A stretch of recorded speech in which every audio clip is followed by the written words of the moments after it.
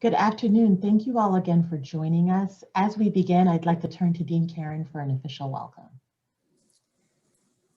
Thank you all for joining us here today.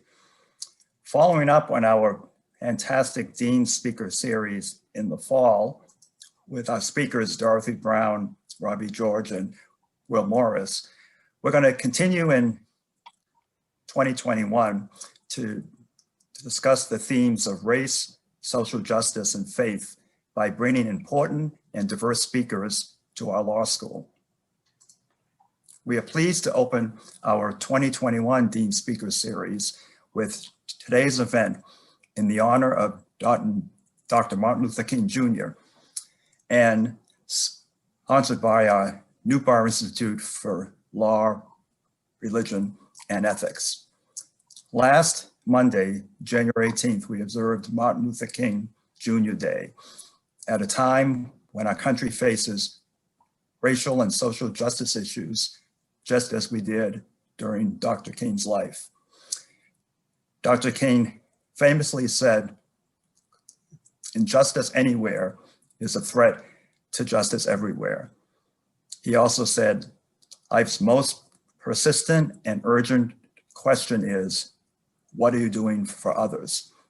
At Pepperdine Crusoe Law, we are committed to helping each and every member of our family become agents of justice and bringing love and light to a world in service to others.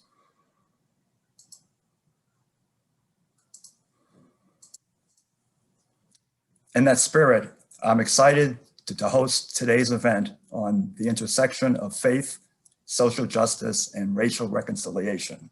Please join me in welcoming Dean Shellac Richards, who will be introducing our speakers and moderating the conversation today.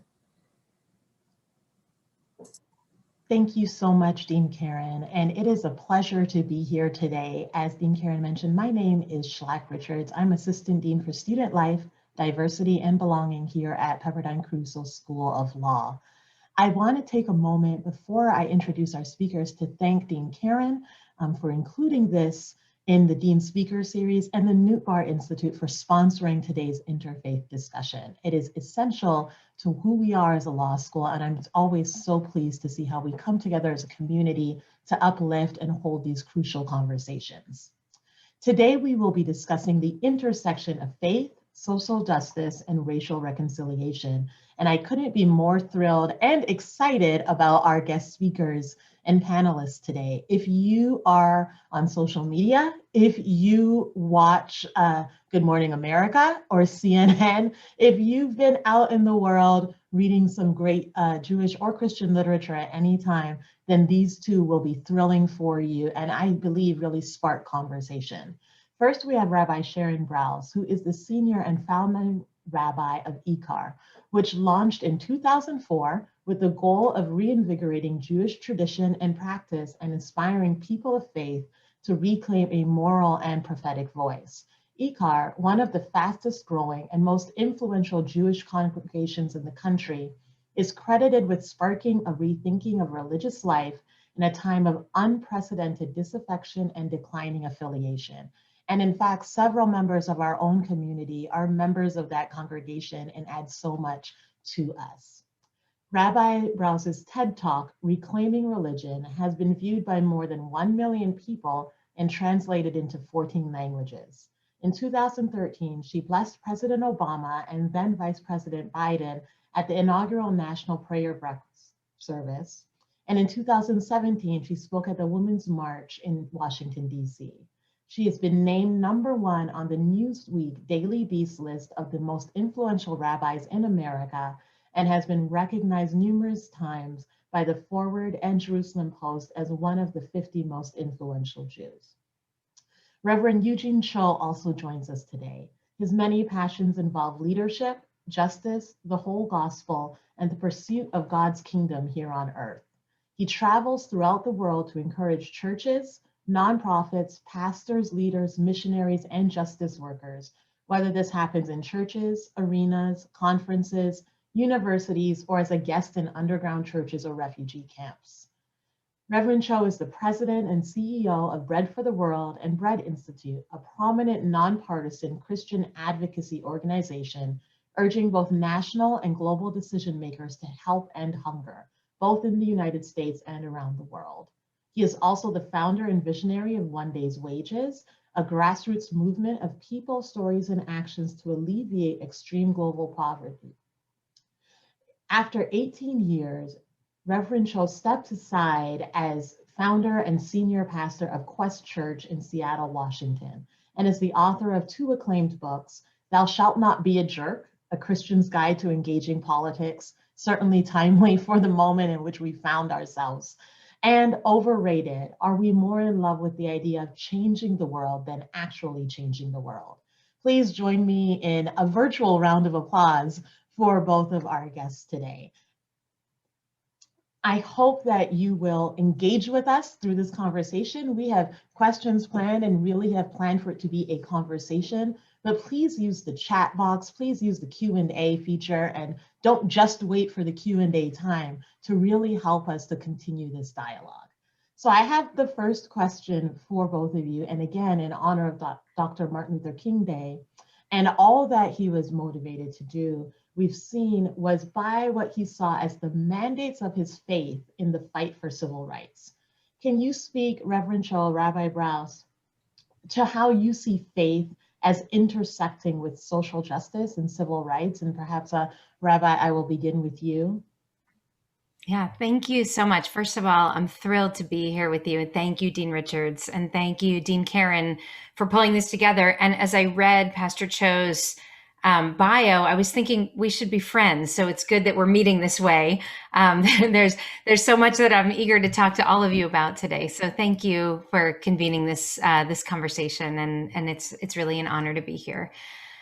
The intersection of faith and justice. Well, I can just start by saying that for me, as a Jewish American woman, my heart was really awakened, and my sense of faith was really awakened by the teachings of a Baptist minister who introduced me to a God and a theology that he actually drew from the core narrative of my people, from the story of the Israelites and their enslavement in Egypt, and ultimately the long walk toward freedom. Dr. King's sermons and many speeches and teachings really became the foundation of my own theology and helped me understand how my commitment to justice was actually an expression, a core expression of my faith. So one of his sermons in particular that I often reread and return to is one that he delivered in 1955 at Dexter Avenue Baptist, which was called The Death of Evil Upon the Seashore. And he was 25 years old when he gave this sermon. This was a sermon that essentially includes his commentary on the liberation story of the Israelite people from Egypt, in which he sees the political struggle between the Israelites and the Egyptians as a kind of paradigm for the struggle for justice throughout history. And so he very clearly was able to see the struggle for justice for Black Americans in that paradigm of the eternal battle between good and evil, between humiliation, oppression, exploitation, domination, and devotion, dedication to God, service to God, compassion, equity and equality, justice, and human dignity. And for me, the recognition of that core story as foundational to Dr. King's faith gave me permission to look at my own story as a kind of core meta narrative in which we understand that as people of faith, our work is to build a just and loving society. And Dr. King very famously says in that sermon that what we learn about evil from the narrative of Pharaoh and the Egyptian enslavement is that evil never voluntarily relinquishes its throne, that evil is stubborn and hard and determined, and it never gives up without a struggle and without the most persistent, almost fanatical resistance. And I've come back to that again and again, especially over the course of the past several years, as I've tried to understand what does it really mean to be a person of faith in a society that is just drenched in inequities and in oppression? What does it mean to stand up and really engage in acts of faithful resistance against unjust systems and structures and policies that continue to perpetuate unjust systems? And so I believe that faith, the path to faith and justice is completely one now. This is one journey, one path, and it is the deepest expression of my faith when I engage in the work of trying to build a more equitable and a more just society. And I'll just close by saying, for me, and I hope we can talk about this today, but it's very painful for me as a person of faith. Like, personally, I feel it in my body when I see violent religious extremism, when I see what I consider to be a heretical manipulation of religion that's used to promote a violent, misogynistic, white supremacist agenda in this country and around the world. Because for me, faith is exactly the opposite of that. It's the force that draws us to try to manifest God's dignity, God's presence in every single human being by lifting up, by breaking down those inequitable structures and actually lifting up the human being as the greatest manifestation of the presence of God in the world. Thank you so much, Rabbi Rouse, just for even that introduction and that thought about how our faith, I loved what you said, that our faith and justice is one journey and one path, where sometimes we'll separate them and think, today I do my faith, tomorrow I do justice work, but seeing them as merged together. I'm so looking forward to diving a little bit more into some of that. Reverend Cho, can you share how you see faith, generally in your faith, as intersecting with social justice and civil rights? Thank you again for the invitation to be here, Rabbi Sharon. Thank you for those kind words. We're now best friends. Look forward to connecting with you in the future. I almost want to just say ditto, honestly. I rarely do this, but I almost just want to say ditto to everything that Rabbi Sharon shared. Maybe I'll just add a little bit more context from my vantage point as a Christ follower, as a Christian. I'm ordained through a denomination called the Evangelical Covenant Church. That word evangelical is a very confusing word in our world today. In my city, where I call home, Seattle, when people ask me what I do, it's sometimes challenging. Not that I'm timid about my calling as a pastor, but anytime I mention the word that I'm a pastor, people tend to cringe in our context today. And when I do answer the question and they ask me what denomination I'm a part of, and I mentioned the word evangelical, that pretty much ends the conversation at that moment. In some ways, I have a feeling that we'll talk more about this, but we've seen both symbols and phrases and entire religions being hijacked during the craziness of this past month and really in the last decade or so. But I'd like to maybe share my perspective and somewhat align it to Dr. Martin Luther King Jr. In 2016 or 2017, if this sounds like a humble brag, I apologize for it. It's still one of the deepest honors and privileges that I've had. In 2016, I had the privilege of being invited by the King family to speak at Ebenezer Baptist Church for the MLK celebration. It was the best 5-hour service that I was ever a part of. It went by so quickly. And during this time, I learned what most folks might not know. In today's world, nearly everyone tends to have a deep love and affection for Dr. King. He's universally loved. And even though we may have heard phrases that he was disliked, that word just does not do justice. He was hated and vilified. The last time I think there was a poll in his last year of his life, I think it was about 61% of Americans saw him as the most hated American on this country. And yet, it's also really important for me to highlight that his faith was a central aspect to his being, his essence.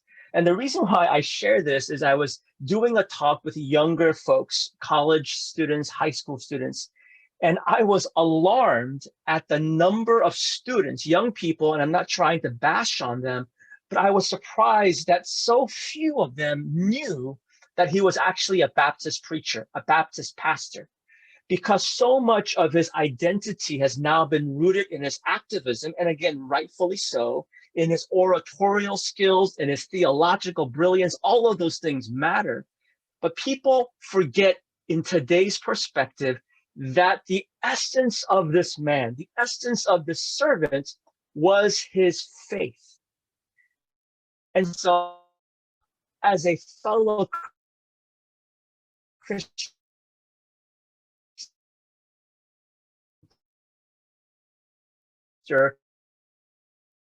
remind people there, or was the why he chose to live the life he was called to. It was because of his faith. In today's language, we tend to use words like intersection, interlocking, and such, and there's room and space for it. For me, faith wasn't an intersection for him. It was the very core of who he was. And so pursuing things like racial reconciliation, justice, it wasn't an option. It was not something that he chose to do. It was simply an embodiment of who he was.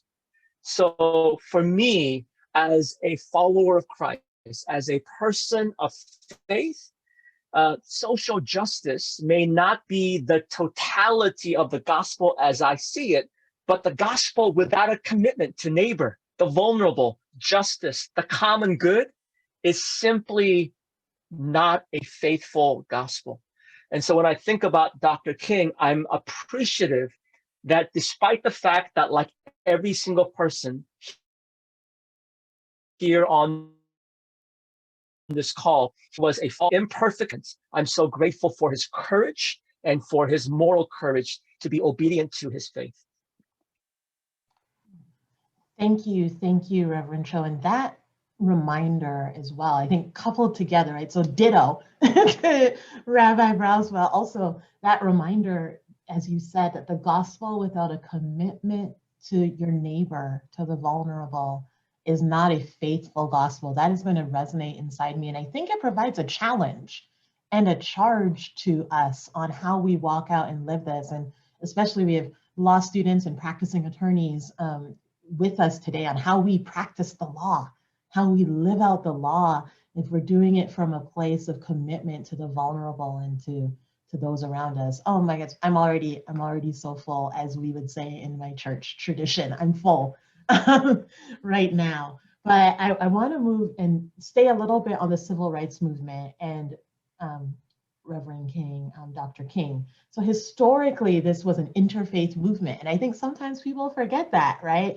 Famously, there were Jewish civil rights workers who were murdered in 1964 while registering voters in Mississippi. And I'm wondering, we see that historically, if either of you can speak to what a modern interfaith civil rights or social justice movement can look like and how we can move that forward. Rabbi Browse, it looks like you may have a comment on this.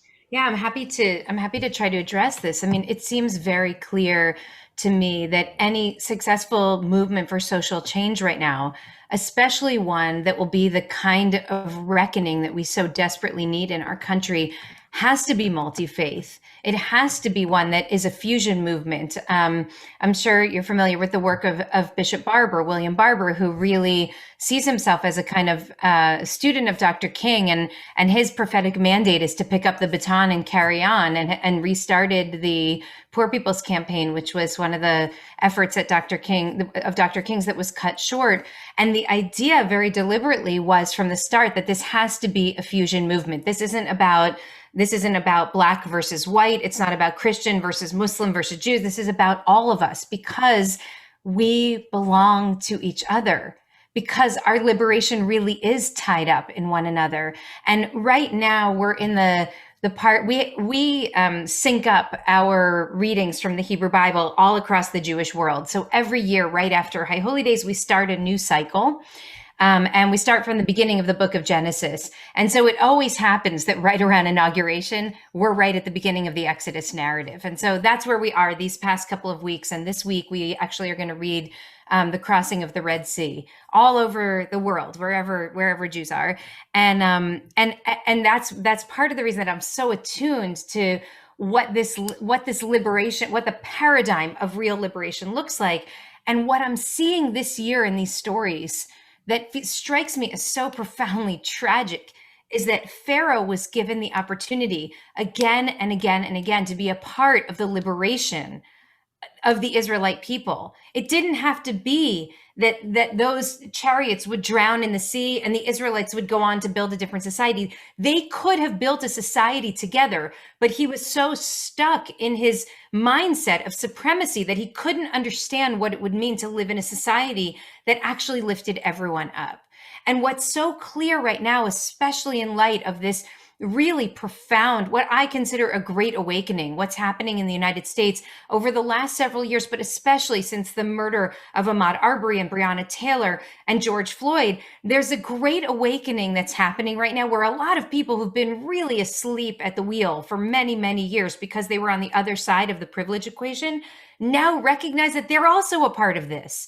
And that liberation for some requires liberation for all. And so this movement seems very clear to me that this has to be a multi-faith movement, and not only of people of faith, but also people who are not people of faith, people who don't identify with any faith tradition, but who want to see themselves on the side of history that supports the building of a just and loving society. And I know that that's absolutely possible here. There's incredible resistance to it because there's always resistance to people who hold the power and privilege, sharing their power and privilege. And yet that's the only way that we can all ultimately walk toward redemption and liberation.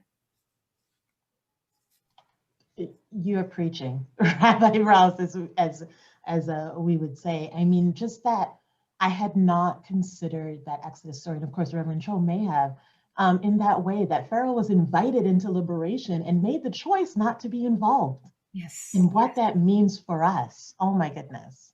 Thank you. Reverend Cho, do you have anything to add or even to feed off of that conversation?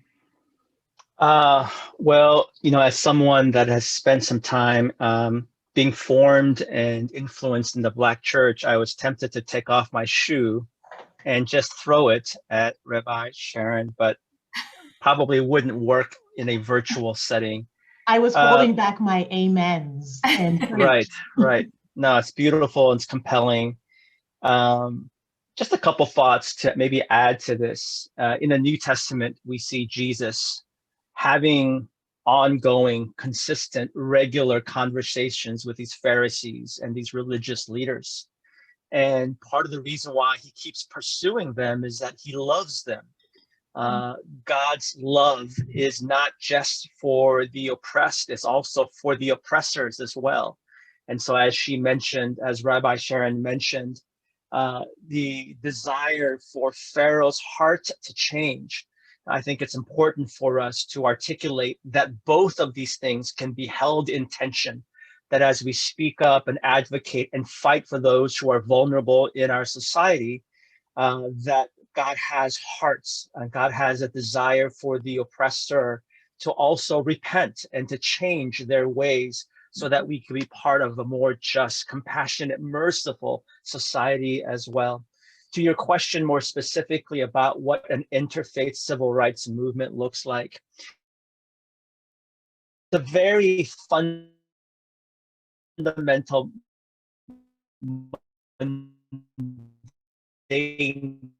question, it's of all religion, question, who is my neighbor? That question, that's what should compel us.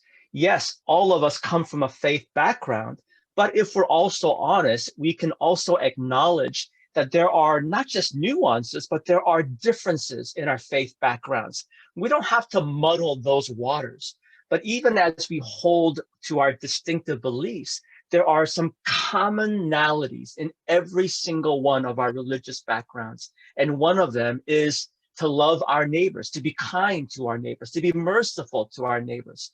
And so from a Christian perspective, I'm trying to encourage the wider capital C church to have a broader imagination and commitment to interfaith work, to ecumenical work, because when Jesus says to love your neighbors, he's not saying to love your neighbors that look like you, think like you, feel like you, worship like you. And I know this might be sensitive, but I think it needs to be said, even those that might not vote like you. I'm not suggesting that we should be soft in our convictions, but we have to remind ourselves that during this time, this challenge of loving our neighbors may be one of the biggest tasks for us to do. But when we see the well-being, the vulnerability, the challenges of our neighbors at stake, then we don't have to hold into the me, myself, my tribe, my religion, my faith. We can work together for that more just, compassionate, and merciful society. The last thing that I'll just say is that it's really easy to talk about these things and not necessarily have genuine friendships and relationships of people of different religious backgrounds, racial backgrounds, and the list goes on. And it's something that deeply concerns me, that our ideology has trumped, our ideology has superseded everything else to the point that we're no longer willing or able or even capable of having genuine friendships and relationships with. I don't want to make it sound so mushy, but I do believe that as we're talking about societal and structural change, we can't abandon the importance of that personal, interpersonal relationships and friendships that are critical to our human dignity and essence. Thank you. And thank you for that reminder of the charge to love our neighbors, right? I'm reminded of what Jesus said were the two greatest commandments based off of the Old Testament, to love God and to love your neighbor as you love yourself. I want to, Rabbi Brous, build off of something you said, and even one of your members, I'm going to give her a shout out because I know she's attending, Michelle Feinstein, shared an email that you wrote with the community following, I believe it was following the January 6th attacks, where you shared with your congregation, your membership, that we are entering a new age of accountability, justice, and honesty that requires a spiritual transformation. And that phrase, spiritual transformation, really grabbed me. I'm wondering if you can elaborate for us on a broader context what you mean by this age of accountability, justice, and honesty as a spiritual transformation, and how we can do that as a community that involves, as both of you have pointed out, people from all walks of life, all socioeconomic backgrounds, racial backgrounds, religious backgrounds, how we can undergo that transformation together. Mm-hmm. Yeah, thank you for that. Thank you for that question. And I'm grateful to Michelle for sharing that with you. I'll tell you that when the pandemic first began to affect our lives here in America, in the early spring, I really felt this fierce sense that we had to learn a lesson from this, that we had to take this opportunity to be transformed as a nation and as a global community too.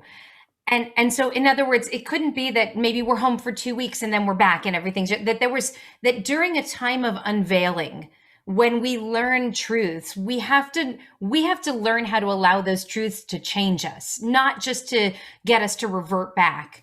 And I ended up going really deep into my own Jewish history and to our Jewish tradition to try to understand what is the paradigm for what happens when we actually lay a world to rest, when we and then build a new world. What do we do when it's time to let something die and then allow something new to be born?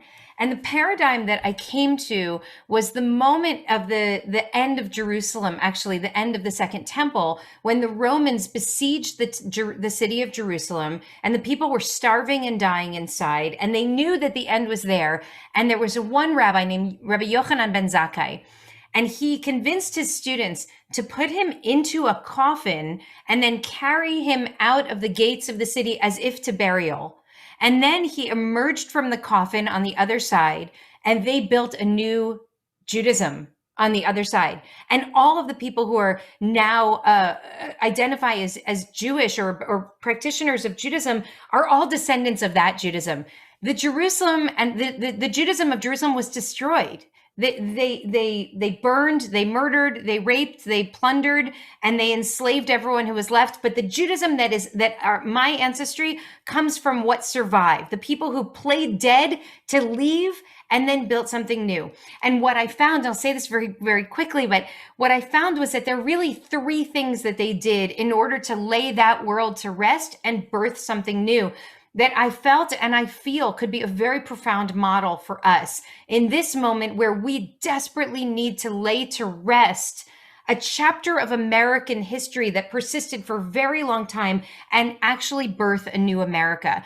And the three things that they did were this: they grieved, they wept, they tore their clothes, they wailed, they told stories, they named names, they recorded every single detail of the world that was.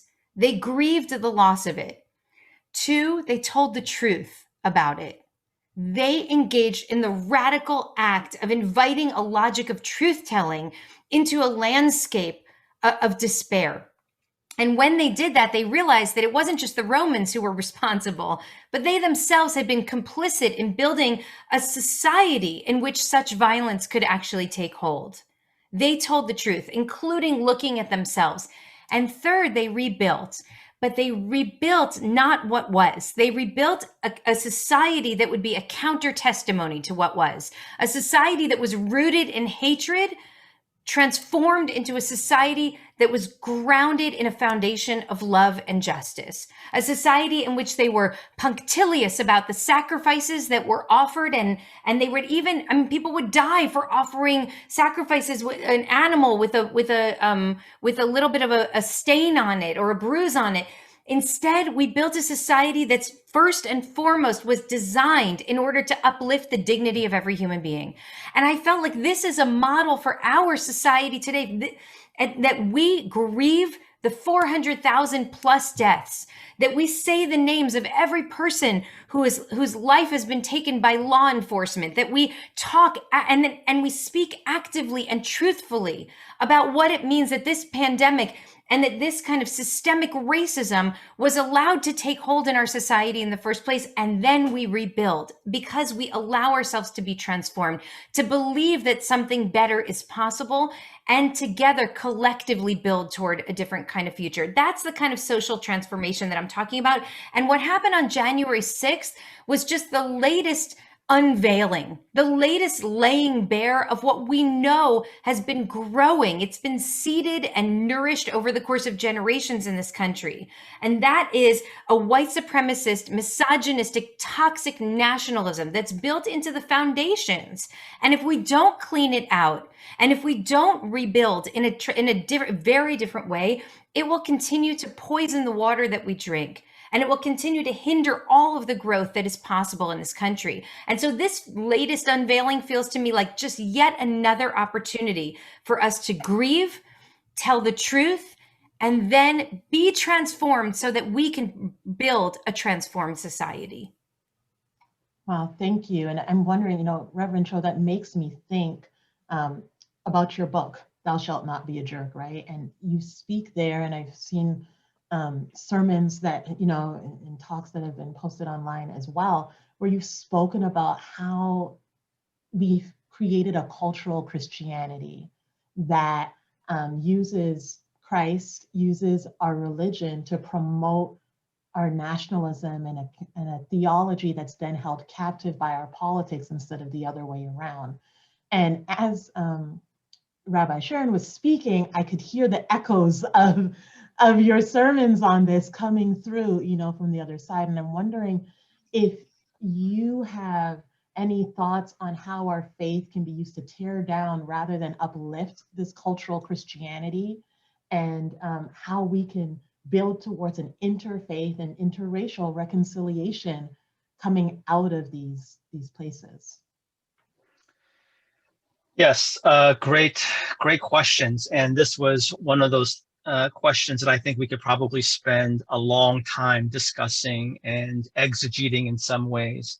I appreciate you just briefly highlighting my book. I've learned, this is a little comical, but I've learned that you have to be careful how you title your books, because the number one way that people search me online is Eugene Cho, overrated jerk, is how they find me. And it's a little awkward. But anyways, to your question, you mentioned the insurrection of January 6th. There are moments I still find myself not just grieving, but in tears over what I saw. Certainly what happened to our nation, but as a person of faith, to see symbols, to see words and phrases that are so sacred to many people of faith, to be used and to be abused and to be manipulated, to stand behind those things was incredibly painful. And I think it's a reminder about what Rabbi Sharon was talking about, that as we speak about building, we really need to spend significant time both lamenting, which is a spiritual practice. It's not just some politically correct thing to do. It is a spiritual, not just spiritual practice, it's a spiritual worship. I think our tendency, particularly in Western religion, and if I can be more specific, in Western Christianity, is that it's so often about me, myself, and I, so much about us wanting to get towards the glories of Resurrection Sunday that we don't spend time on what transpires on that Crucifixion Friday or that Silent Saturday. If I'm speaking more specifically about things like racial justice or racial reconciliation, I would suspect that the majority of this nation all love the idea of racial reconciliation. I know that there might be outliers or people that might deny it, but I think just in terms of the idea of racial reconciliation from a Christian perspective, I've not met Christians. Maybe they're out there, but I've not personally met any Christian that doesn't support the idea of racial reconciliation. But I think herein lies the tension and the truth telling that we have to be about. Everyone loves the idea of racial reconciliation until we realize that it involves confessing, confronting, truth telling, repenting, dismantling, forgiving, bridge building, and it's very overwhelming. And it's hard work. It is really, really hard work. But the consequences, the opposite of that journey, is a continual spiral towards self-destruction. And so, yes, we need courage to have structural transformation, but also personal and interpersonal transformation as well. As you're asking more specifically about the issues of cultural Christianity, I want to just highlight two historical events, if I may. Just some food for thought. As I was preparing to write this book a couple of years ago, I began to do some research around what transpired in Nazi Germany. And I know that in today's world, there is a tendency for people to just jump quickly and just to mention Hitler or Nazism. But if I can just pause for a little bit and ask people to have an open mind. During the rise of Nazi Germany, of Hitler's regime, 93%, according to one historian, states that 93% of Germany were professing Christians. 93%. You hear story after story of young Germans, particularly young German men, that drank that Kool-Aid of ethnic superiority. 2 years ago, I led a small group of pastors from the United States to go to Rwanda to mark and to learn on the 25th year anniversary of the horrific Rwandan genocide. During that genocide, Historians also report that 91% of that nation were professing Christians. And yet, this horrific genocide, it began, which lasted for about 100 days, where about nearly or over 1 million human beings created in God's image were slaughtered. It began 4 or 5 days after the celebration of Resurrection Sunday in that nation. So I say this not to simply, dismiss and to insult these two respective nations, but to provide a warning to each and every single one of us. For those who might say the events of January 6th were just a small group of people that were just angry and feeling unheard, I think this is a time for us to again listen to what Rabbi Sharon was saying, that this is in our waters. It is all around our society, and there has to be a moral reckoning. And the good news about this moral reckoning, anytime from a Christian perspective, we hear the words repent. Some of us may have been conditioned that when we hear these words, we feel triggered or it feels like we're in trouble. It's an invitation to a better way. It's an invitation to liberation. It's an invitation to all that God would have for us. And so as I speak to those who might be listening, certainly of those who are of any faith or no faith, but particularly those who come from a Christian background, we can't look at what transpired in January 6th and events in Charlottesville and onward and ignore the complicity of cultural Christianity. We can't ignore that. So we need to have those conversations of self-introspection within our own families, around our dining tables, around our beds, around our feasts and celebrations. It is an invitation to repent, for God's kingdom is here. Oh, thank you. Thank you, Reverend Cho and Pastor Sharon, because I think what you've laid out, if I merge your comments together, those 3 steps, right? The grieving, repenting, lamenting, and then truth telling, as you said, Reverend Cho, taking accountability of where our Christianity, our faith practices in general may be complicit in where we are, and then coming together to build.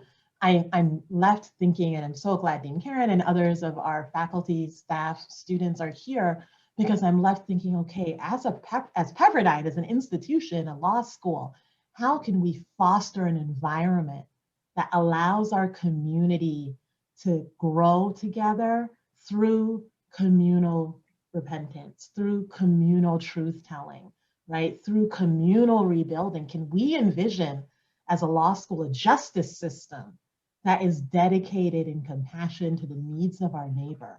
What would that look like? Oh my goodness, I'm fired up about that. And we could keep going, but I want to give the opportunity for questions. And so I'm going to allow to speak, just promote here, Amy Jika, who is president of the Interfaith Student Council and a fabulous leader in our community. And I know she has a question to pose, and then I've seen a couple of others in the chat and the Q&A, and I wish we had so much more time. I know people have classes that start around 2 o'clock, so that's the only reason why I'll cut off, I promise. But Amy, did you have a question to share?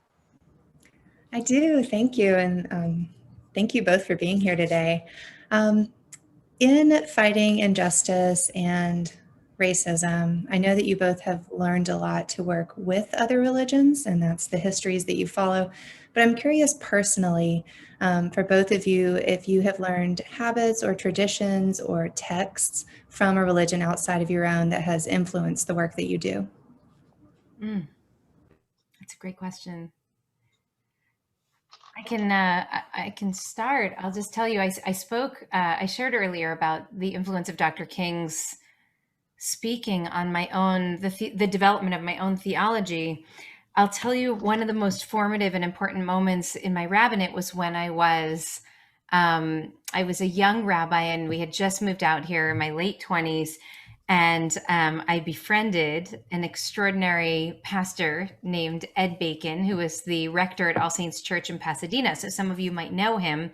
And so Reverend Bacon invited me to come to Christmas Mass, which I honestly had never been to. And I just will say, growing up as a Jew, I wasn't religious when I was growing up, but I was scared of church because what I understood from my own history was that often pogroms started in churches with sermons that led people to leave on Sunday morning and go into Jewish neighborhoods and wreak havoc and bring violence. And so I was terrified walking into a church. I just had never in my life.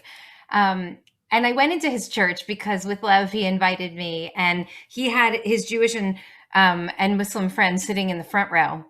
And I was so just completely astonished by the pageantry and the beauty and the power of this gorgeous multiracial church in Pasadena.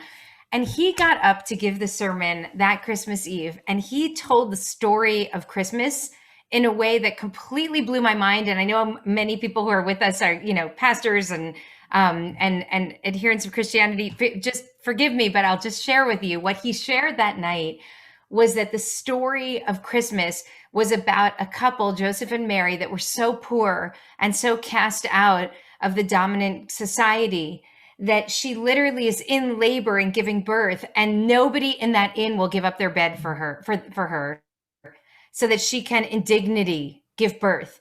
And instead, she's out on the lawn screaming in pain. And that all of Christianity from that moment forward was an attempt to rectify that wrong of treating the poor as if there's no room for them and holding on to our stuff and saying, like, there's no room for your kind here.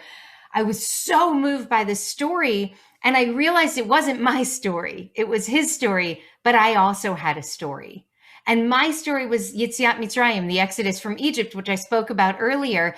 But I realized that what that story did for Ed Bacon, my story needed to do that for me too. That there was a theological impulse behind my instinct for justice, that there was a narrative basis for my presumption that the world was not as the world needed to be. And I left that Christian service, that Christmas Mass, a better Jew and a better rabbi. It didn't make me think that I wanted to convert to Christianity. It didn't make me confused about my theology. It actually clarified for me that what my work was in the world. And it also helped me realize, and this goes back to something that Dean Richards asked earlier, that in some ways, my real partners in the work are often progressive Christians and progressive Muslims and other people of faith, Sikhs and Buddhists, who also want to see a just and loving world. And we're all driven by our own stories, by our own core narratives. We speak about it in slightly different languages. We have different stories that get us there. We have different practices, different holidays that reinforce these values.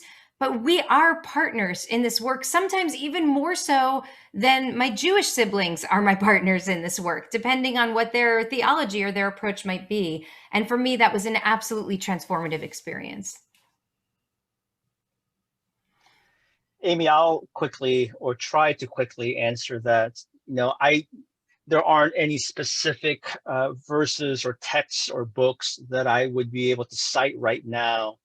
But I would say that the most informative practice for me has been building friendships and relationships. As a theological student who received my Master's of Divinity at Princeton Theological Seminary, while there were many positive things, I realized that the temptation is to just get full of hubris on theological knowledge and not necessarily grow in, again, relationships. I've learned over the years as an individual, but as a leader as well, that you cannot love your neighbor if you don't know your neighbors. And so I think this is an epidemic in our nation and all around the world. And as I'm thinking about the tragic events around the killing of Michael Brown in Ferguson, there were some sociological studies that were published around that time about the nature of relationships in America.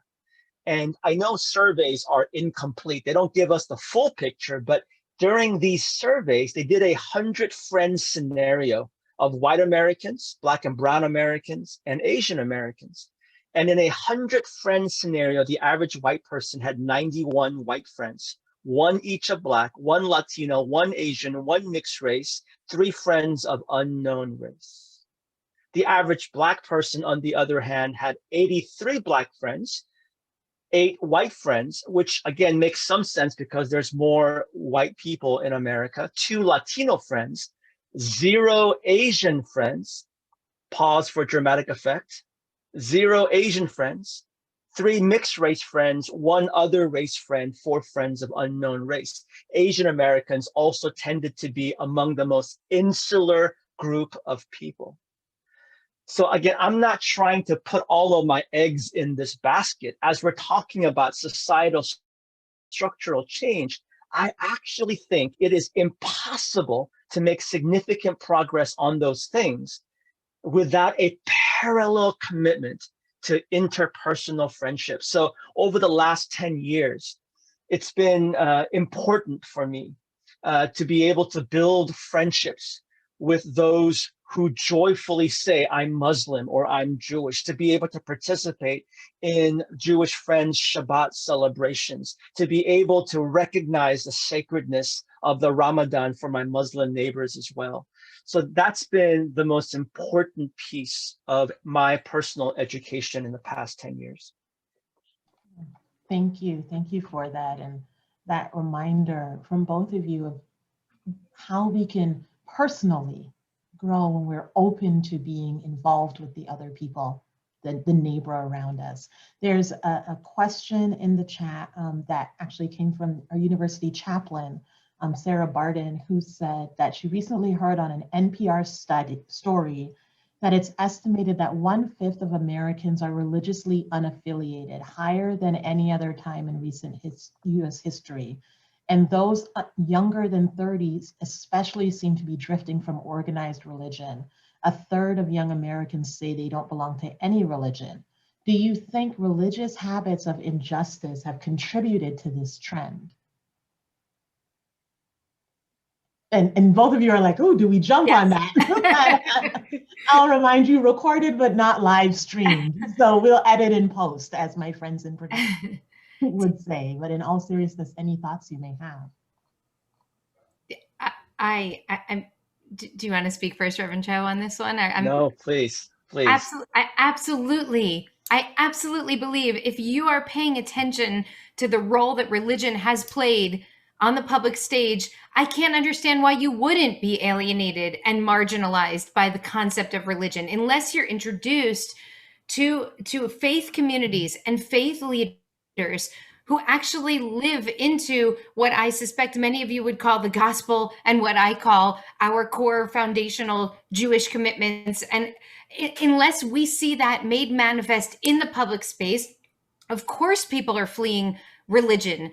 Because and this I mean, this is to matching your not humble brag with my not humble brag, but this was the idea behind my TED Talk, which is when you look at the way that religion manifests itself publicly, what we see is religious extremism. We see people engaging in either acts of violence or serious regressive politics and policies, or you see religious escapism, which is this religion as a drug. Come here and you don't have to engage yourself with questions about poverty and equity and equality and inequalities. And you don't have to think about law enforcement and you don't have to think about the complications around medical treatment and who has access to medical care. Come here and let religion be your drug. Religion is either extremist or escapist, or the word I made up, routinist. It's like, come here and just be in a rhythm and don't think.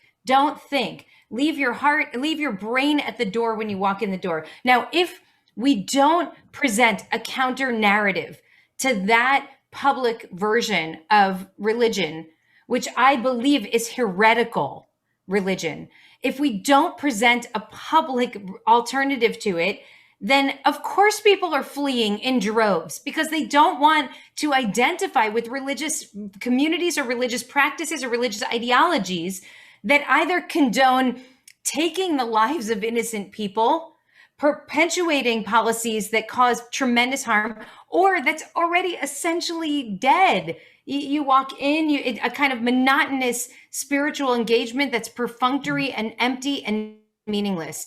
And that's why, honestly, when I get invited into mainstream spaces and when I'm asked to sometimes reflect on news programs after something's happened, I feel I have to do it, even if I'm busy and don't have time and because they have to hear different kinds of religious voices. And the other day at the National Inaugural Prayer Service, it happened. Did you catch what happened that morning? And who was invited to speak? And Bishop Barber is preaching the need for a third Reconstruction. And the president of the Navajo Nation is asked to speak. And we saw transgender chaplains speaking. And the two rabbis that were asked to speak, we were both named Sharon. We were both feminists, and we both put forward a kind of serious progressive agenda. And the reason that matters is because we have to complicate people's understanding of what it means to be a person of faith. It does not mean to align yourself with a white supremacist, misogynistic, wealth-drenched ideology or theology. It means to believe that we are all called to build a more just and loving society. It means that we're called to manifest God's own image in every single human being by working for and fighting for human dignity. So I absolutely blame the religious, not only the extremists, but also the mainstream religious leaders who haven't done enough to provide a counter narrative, a counter testimony to those voices of the extreme, for making a lot of young people and a lot of people in general flee religious life. And I feel hopeful because I believe that we can change that image just by stepping into the fray as people of faith who present a different way of being religious. Thank you. Reverend Cho, do you have anything to add to that? Yeah, just a couple additional thoughts to it. I think the answer is yes. There's probably a lot more nuance to that beyond just the statistic and number. And the nuances that I would love to just share is that oftentimes when people are talking about the religious nuns, people that are fleeing, oftentimes we're talking about the larger white religious community. You see many minority communities that are still growing within this nation. I think that needs to be factored in. And then as we're speaking about religion, I think it's also important to highlight that many religions, including Christianity, are growing in other places around the world. And I think part of it, again, is that there's more of a level of consistency from what we teach, what we sing, what we read, and how we live our life. The word that I think many people might be thinking about is the word hypocrisy. When there is an expression, an embodiment of hypocrisy, we have a dissonance. It's hard to connect the dots about what we're saying and singing, what we're doing for that hour or 2 hours on a Sunday. And no one is asking for perfection, right? No one is asking for a glamorized production of perfection in one's faith framework. But when there is a genuine desire in our imperfection to live out the teachings, from my perspective as a Christian, to follow after Christ. And this goes back to that comment about cultural Christianity. We can't just sprinkle on a couple words of Jesus and call that following Jesus. If we do that, we're simply, again, and this is kind of a brash way of saying it, we're actually pimping the name of Jesus to fulfill our agenda. So even again, as a Christian, if my faith has differences than other faith religions, I want to take seriously the person of Jesus, that he's not just a moral teacher, he's not just a revolutionary, he's not just a liberator, but from a Christian perspective, we profess him to be our Lord and Savior. He's our teacher, he's our rabbi, he's the one that we're called to follow. And if that's the case, and we take that truly to heart, then the way that we live will contradict many of the isms and injustices of our world and truly reflect more deeply the kingdom of God, the Beatitudes, the Sermon on the Mount, and the list goes on. Thank you. And what a powerful moment to end on. I see questions, I see the chats, and I want to remind all of those attending that in ending this program, we're not ending this conversation. In ending this program, we're not ending the dialogue. We're not ending the journey of this school towards a place that is a beacon for lawyers, for thinkers, on how we can build what both Rabbi Browse, Reverend Cho have referenced, that more just society, that beautiful community where we come together, where we lift up and support and defend a justice system that is just for all people in all places.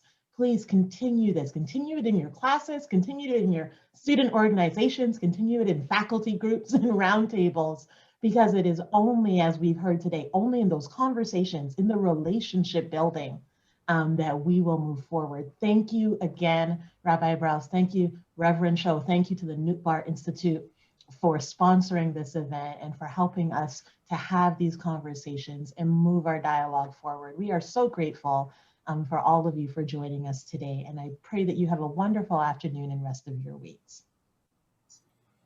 Thank you so much, Dean Richards. I just want to say, Pastor Cho said that he likes going to services, finding other communities where he can connect. And I invite you all to come to ICAR anytime. We're all online right now. So we stream live on Facebook Friday night and Shabbat morning. And if you're looking to find your way into community, you might even see some Pepperdine Law professors and students there as well.